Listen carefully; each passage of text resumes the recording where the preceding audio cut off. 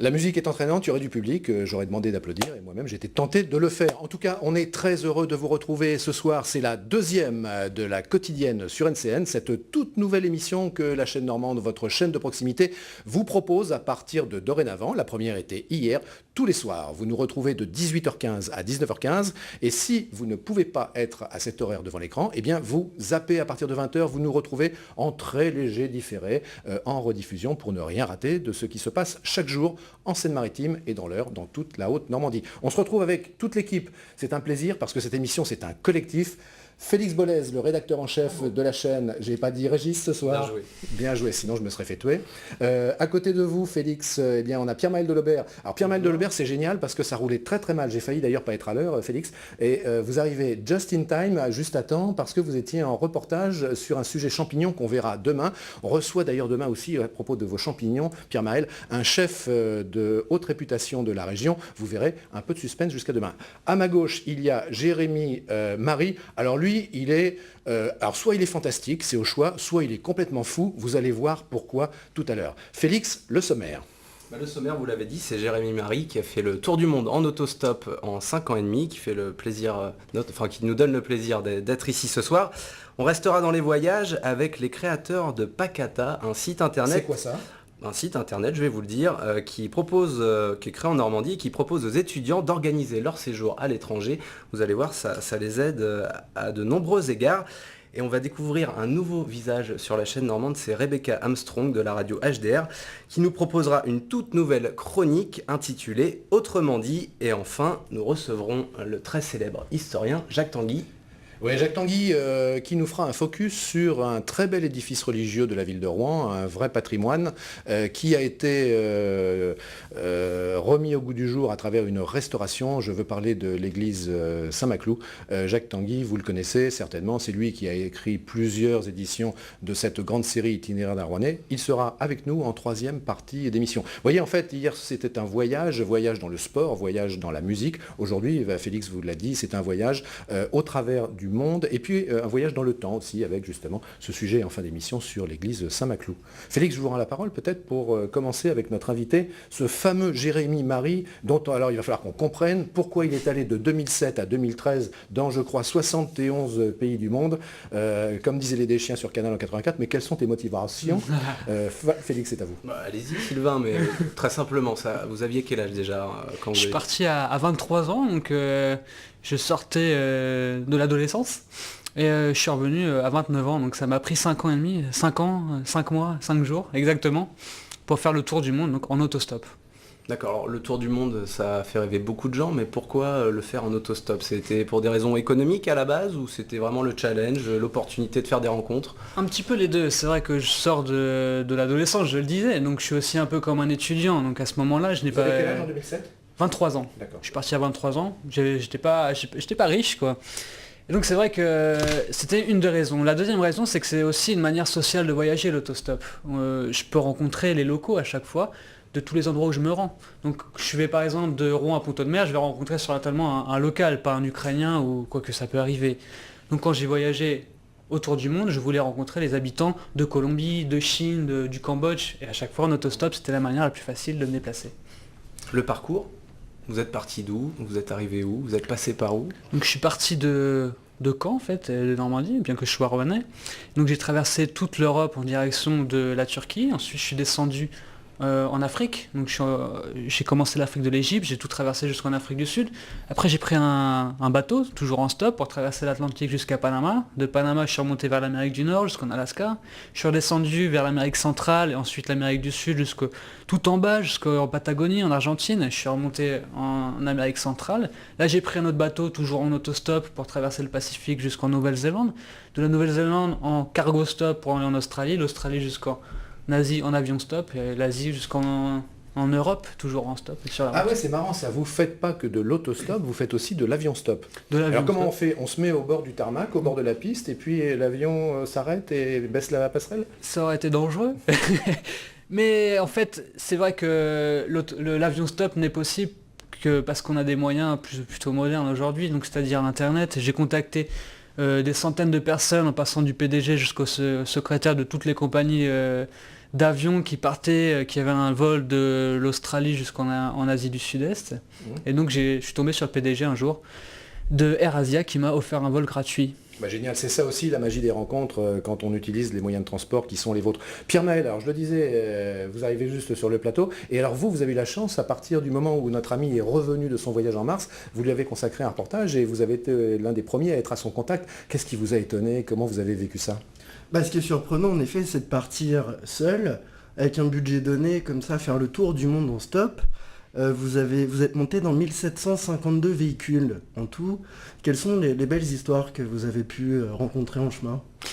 C'est vrai que 1752 véhicules, je voudrais aussi dire que 1752 véhicules, je n'ai eu aucun problème. Enfin, je ne me suis jamais fait attaqué ou je n'ai pas été victime de violence en faisant de l'autostop. Ceux qui nous regardent, ils se disent mais il y a le problème de la sécurité, il est criant, on peut tomber sur des fêlés un peu partout dans le monde, et vous, non, ça a été safe d'un bout à l'autre. J'ai eu de la chance peut-être, mais c'est vrai que c'est pas nécessairement en autostop qu'on peut avoir des problèmes. Dans la vie normale, on pourrait se faire agresser dans la rue sans forcément faire de l'autostop. Aucun problème dans ces 71 pays? Je n'ai pas eu de problème en faisant du stop. J'ai eu plutôt des belles rencontres, donc par exemple des personnes qui m'ont... Aux États-Unis, je suis tombé sur quelqu'un qui me cherchait dans la rue parce qu'il avait entendu que je faisais ce tour du monde en autostop. Il pleuvait. C'était le jour de congé de cette personne-là. Et donc elle a cherché dans son village pendant 30 minutes avant de me trouver pour me faire un aller-retour de... pour lui, c'est un aller-retour de 400 km. Donc il m'a déposé à 200 km plus loin. Donc ça fait partie des bonnes personnes. La question, l'autre qui était... Écoutez, les questions, moi je vous propose qu'on continue parce que c'est très très intéressant. On va faire une petite pause parce que votre voyage il est complètement ébouriffant. On se retrouve tous sur le plateau tout de suite. On vous propose une petite respiration. C'est Un jour en Seine-Maritime. C'est une très belle série que vous êtes nombreux à aimer. Et l'épisode de ce soir est relatif au schéma départemental de l'autonomie. Regardez. C'était un jour en Seine-Maritime, cette rubrique départementale que nous retrouverons très régulièrement sur des sujets très variés dans la quotidienne sur LCN. Vous êtes bien sur LCN. On est avec Jérémy Marie, avec Félix Bollez, avec Pierre Maël Delobert. C'est à vous, Pierre Maël. Oui, donc Jérémy, quand on est en stop, on se promène souvent tout seul. Tu as pris des vidéos, des photos tout au long de ton voyage. Et on a justement une vidéo où on te voit dans le désert, un peu perdu, où les choses n'ont pas l'air vraiment très très simples pour toi. Est-ce qu'on peut regarder cette vidéo ? J'ai marché hier, à partir du kilomètre 27 où j'étais supposé arriver dans le village. J'ai marché jusqu'au kilomètre 38 et je ne vois toujours pas le village. Donc j'ai dû encore une fois dormir dehors. Et avec le froid qu'il fait, j'ai fait un feu quoi. Avec les seules plantes qu'on peut trouver dans le désert, donc c'est des plantes très sèches qui brûlent très rapidement. Et donc il faut les changer toutes les 15 minutes. Donc j'ai pas beaucoup dormi. Mais au moins, je n'ai pas succombé à la température. Alors déjà, est-ce que tu t'en es sorti? Visiblement oui, mais est-ce que cette situation s'est reproduite souvent? Est-ce que ça t'est souvent arrivé ce genre de déconvenue? C'est vrai qu'on fait de l'autostop dans des endroits qu'on ne connaît pas à la base.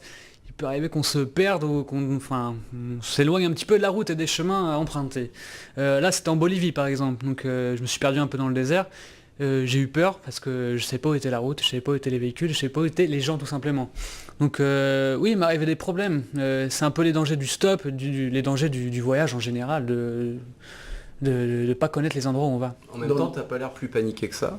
Non, mais c'est vrai qu'une fois sur la route, j'essaie de trouver des solutions aux problèmes. Je pense pas aux conséquences vraiment. Sur le moment, j'essaie de trouver la solution directement. Donc là, j'étais plutôt en train de penser comment je vais faire demain, qu'est-ce que je vais manger demain, qu'est-ce que je vais boire. Mais je pensais pas, si je vais pas manger, je vais mourir, ce qui est possible. Si je trouve personne, si je n'ai pas de boisson, il n'y a rien. Ouais, je pensais pas... Dans d'autres situations aussi où on pourrait considérer que tu te mettes en danger, tu m'expliquais tout à l'heure ne pas compter sur les ambassades pour faire ton voyage, tu considérais qu'elles te ralentissaient plus qu'elles ne t'aidaient. Tu as traversé le Soudan, tu as traversé la Syrie, juste avant que la situation internationale ne se complique. Est-ce que tu as pu voir à travers justement ce voyage en stop des signes avant-coureurs de la situation géopolitique de cette région? C'est vrai que quand on voyage comme ça, surtout par la terre, on est obligé de faire attention aux situations géopolitiques du moment. Donc j'ai dû changer mon itinéraire plusieurs fois pendant le voyage. C'était le cas en Syrie, c'était le cas au Soudan, donc j'ai pu y aller avant les révolutions du printemps arabe par exemple. C'était intéressant aussi à voir comment était la situation du pays à ce moment-là. Donc je voyais aussi qu'il y avait des signes avant-coureurs, je voyais que la dictature était bien en place, que les portraits de Bachar el-Assad, le dictateur syrien, étaient un peu partout, qu'il m'était impossible de parler de la situation actuelle avec des locaux dans des lieux publics. Ça aurait pu les mettre en danger eux et moi aussi. Après les ambassades, c'est vrai que quand on voyage en stop, aux yeux d'une ambassade et du gouvernement, c'est se mettre en danger. Donc ils m'auraient pas conseillé de traverser des pays comme ça, des dictatures en autostop. C'est pas des gestes qu'ils vont conseiller. Donc évidemment, j'allais pas aller voir les ambassades en leur disant que j'allais me rendre dans des endroits a priori dangereux pour aller faire de l'autostop et recueillir de l'aide de possiblement des personnes mal intentionnées à leurs yeux. Donc c'est vrai. J'ai une petite question, Jérémy Marie. Est-ce que vous êtes mûr pour faire Pékin Express? Pékin Express, Vous savez, c'est cette émission sur une autre chaîne où il faut être très très fort pour arrêter des véhicules et pour monter dedans pour gagner la course, parce que vous devez être imbattable. ouais, ça dépend en fait, parce que moi j'ai pris mon temps, eux essayent d'aller au plus vite vu que c'est une course. Moi ça m'a pris 5 ans et demi pour faire le tour du monde. Eux ils doivent aller d'un endroit à un autre en quelques heures. Enfin, vous auriez des avantages quand même. Peut-être pour Pierre-Maël, communiquer. je peux me permettre juste une deuxième question. Est-ce qu'il est vrai que partout dans le monde, le mot Normandie est très connu? C'est connu historiquement, et surtout après la Seconde Guerre mondiale, on connaît la Bien sûr, Normandie oui, pour oui. les plages, Et vous pour les l'avez débarquements. constaté vous-même? Je l'ai constaté, ouais. Oui, un peu constaté. partout dans le monde. Mm. Pierre-Maël? Tu as écrit un livre, tu peux nous en parler un petit peu du livre qui a été écrit? Ouais, Alors, le livre, je le montre à la caméra, face caméra, c'est son très beau bouquin, Mon tour du monde en 1980 jours, pour tout savoir sur cette épopée fantastique. ouais, bon bah ce livre-là en fait je l'ai écrit vraiment sur la route puisque c'est un livre qui a été écrit à partir de mes journaux qui étaient écrits entre les véhicules ou à la fin de chaque journée d'autostop. Donc je me suis retrouvé avec plusieurs cahiers carnets de bord écrits à la main qui ont été retapés sur ordinateur. Frédéric Weil m'a aussi aidé pour couper le texte et pour que ça prenne un format lisible pour tout le monde. Donc voilà, ça explique mon tour du monde en autostop, mes rencontres, mes pensées. Donc vous êtes un petit peu dans ma tête à ce moment-là, quand vous lisez le livre. Est-ce que tu as un autre voyage de prévu? Je crois que tu as fait une heureuse rencontre durant ton périple. Est-ce que tu peux nous en parler? Oui, j'ai rencontré ma copine indonésienne à Bali, en Indonésie. Donc c'était pendant la dernière année du voyage. Et donc maintenant, l'idée, c'est de vivre avec elle et de se retrouver dans un pays où on peut vivre ensemble. Après, ça, c'est des problèmes de visa qui sont pas forcément faciles.